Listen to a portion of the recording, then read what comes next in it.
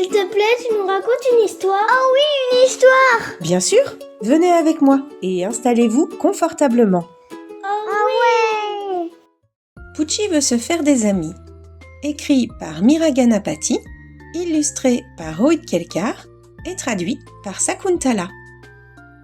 Pucci possédait 100 pattes et était un peu poilu.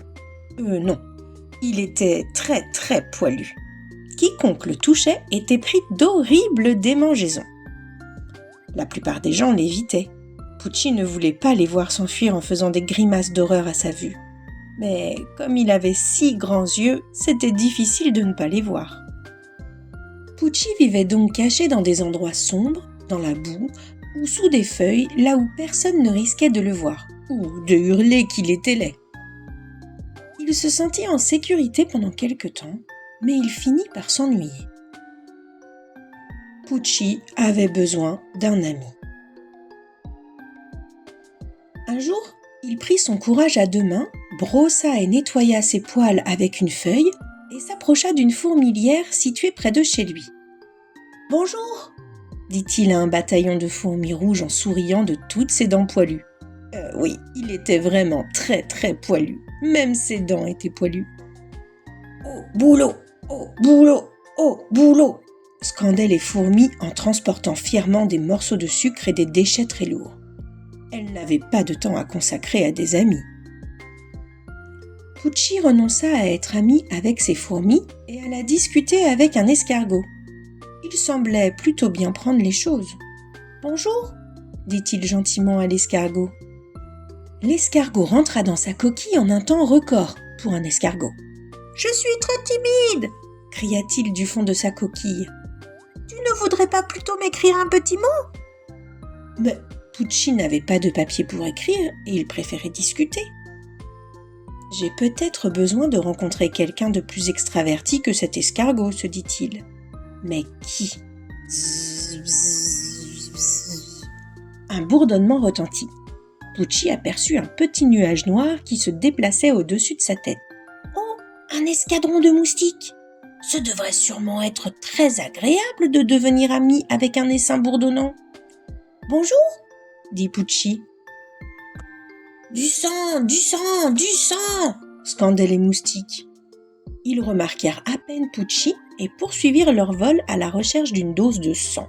« J'ai peut-être besoin d'un ami, pas trop occupé, pas trop timide et pas trop bourdonnant, » se dit Pucci. C'est alors qu'il remarqua une guêpe dorée et dodue qui sirotait le nectar d'une fleur rose. Pucci s'éclaircit la gorge. « Bonjour !»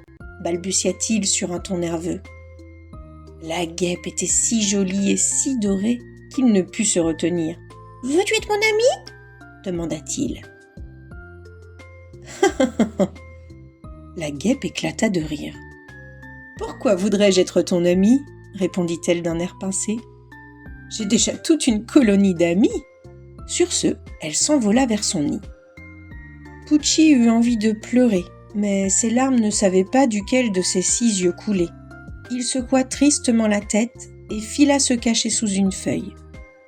Il y faisait froid, humide, et ça sentait mauvais, mais c'est ce qu'il préférait. « Qui a besoin d'amis ?» se demanda-t-il. Cette nuit-là, il y eut une grosse tempête. La feuille qui recouvrait Pucci fut emportée par le vent. Sans abri et terrorisé, Pucci se roula en boule. Le lendemain matin, Pucci se sentait mieux. Il étira ses 100 pattes les unes après les autres, puis il rampa hors de son abri de fortune et se mit en quête d'un bon petit déjeuner dans l'herbe verte. Burk ! Pucci leva les yeux au ciel et découvrit une petite fille qui le regardait en hurlant. Il avait escaladé sa chaussure par mégarde. Honteux d'être aussi laid et repoussant, il se roula en boule et ferma les yeux. « Oh, quelle jolie petite chenille !» fit une voix douce. Pucci ouvrit un œil pour voir à qui appartenait cette voix si douce. Qui était donc cette personne qui connaissait son nom et qui le trouvait beau ? La voix appartenait à une vieille dame qui déposa tendrement Pucci sur une feuille à l'aide d'une brindille. Les chenilles sont les meilleures amies du jardinier, expliqua-t-elle à la petite fille. Elles fabriquent du compost et grâce à elles, tous les habitants du jardin sont en bonne santé et heureux. Pucci se réchauffa au creux de la feuille et regarda gentiment la vieille dame. La vieille dame lui sourit, puis elle le lança en l'air. « Hihihi » hurla Pucci tandis qu'il tombait dans un trou noir et profond. Boum ! Pucci atterrit en douceur sur quelque chose de frais, humide et qui sentait mauvais. Cela sentait délicieusement mauvais. Pucci renifla l'air encore et encore. Pelure d'orange et peau de banane pourrie, coquilles d'œufs, pain moisi, viande pourrie, gâteau rassis, légumes avariés, yaourt visqueux. Pucci était dans l'endroit le plus merveilleux qui soit, immense, humide et nauséabond. Il se fraya un chemin dans cette obscurité magnifique, couverte de paille, en humant l'air pestilentiel de sa nouvelle maison. Il allait être très heureux ici.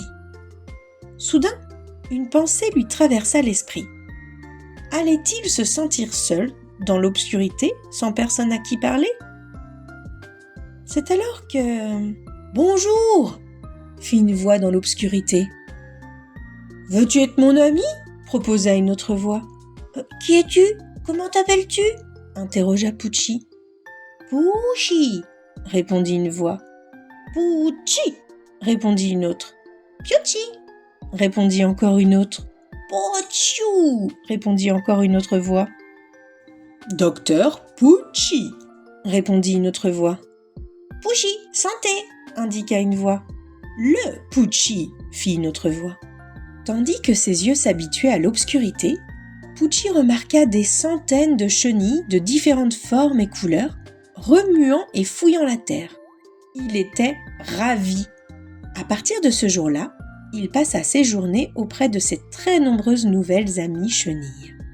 Pucci vit désormais chez la vieille dame dans un pot de fleurs installé sur le rebord de la fenêtre, dans lequel la terre sent bon le citron. La vieille dame est toujours sa meilleure amie.